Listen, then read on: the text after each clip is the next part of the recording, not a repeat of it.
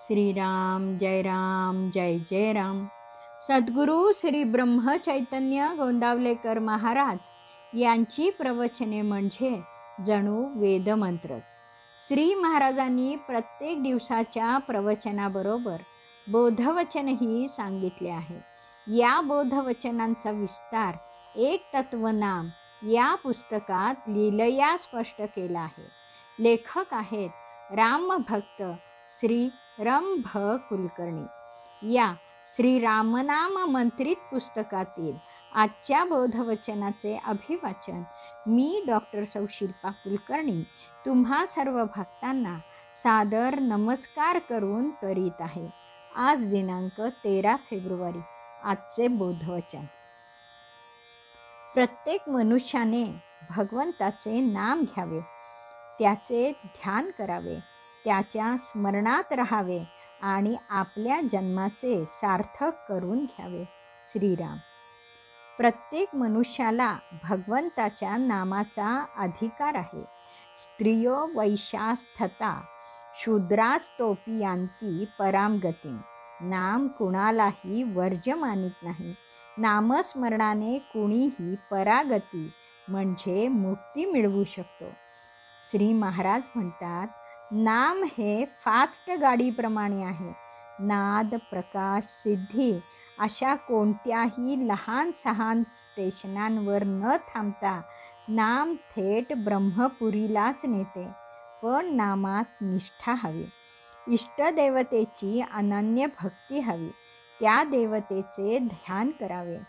अशी अनन्यता नसेल तर नाम व्यर्थ आहे. श्री महाराज म्हणतात की आगगाडी रोज काशीला जाते. काशी यात्रेचे पुण्य गाडीला मिळत नाही, प्रवाशांना मिळते. नाम हे मोक्षप्राप्तीचं प्रभावी साधन आहे. ते निरुपाधिक आणि अत्यंत सोपं आहे. पण मानवी स्वभाव असा आहे की जे सहज सुलभ आहे, कष्टाविना उपलब्ध आहे, त्याचं मूल्य वाटत नाही. मलये भिल्ल पुरंध्री चंदन तरुकाष्ठम इंधनम कुरुते. मलयगिरीवर चंदनाची अरण्ये आहेत.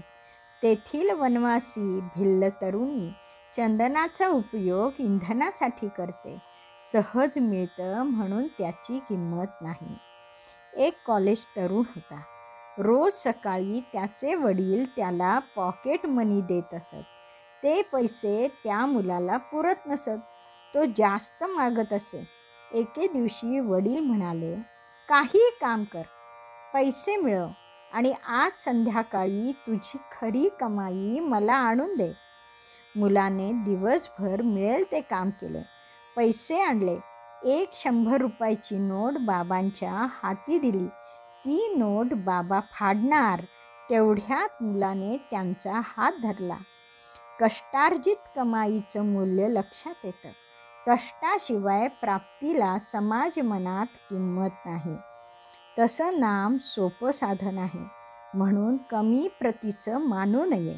ईशप्राप्तीची अनेक साधनं आहेत, पण ती सगळ्यांना सहज साध्य नाहीत. तीर्थयात्रा किंवा नर्मदा प्रदक्षिणेसारख्या साधनात शारीरिक बळ आणि आर्थिक बळही हवं. यज्ञ, याग, होम हवन या साधनात शुभस्थळ, काळ, मंत्रोच्चार जाणणारा ऋत्विज, लागणारं साहित्य हे सगळं हवं. वेदपठणाला तर शास्त्रोक्त पाठ जाणणारा शुद्ध उच्चार, आरोह अवरोहाचं ज्ञान असणारा हवा. नानायोग, भक्तीचे प्रकार असे अनेक साधनं आहेत. ती साधने परिणामकारकच आहेत, पण त्यात त्रुटी राहिली तर दोष लागतो. ती त्रुटी नामाने पूर्ण होते. म्हणून कोणत्याही साधनाबरोबर नाम हवेच. वेदांचा आरंभ ओंकाराने म्हणजे नामानेच होतो. नामसाधनाला इतर साधनांच्या मदतीची आवश्यकता नाही. नाम स्वयमेव पूर्ण साधन आहे. पण नामात तन्मयता हवी. हाती जपमाळ आणि मन रानोमाळ अशी अवस्था नसावी.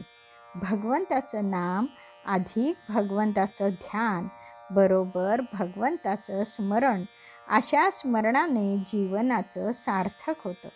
गीतेत भगवान श्रीकृष्ण सांगतात, ज्ञानात ध्यानम विशिष्यते.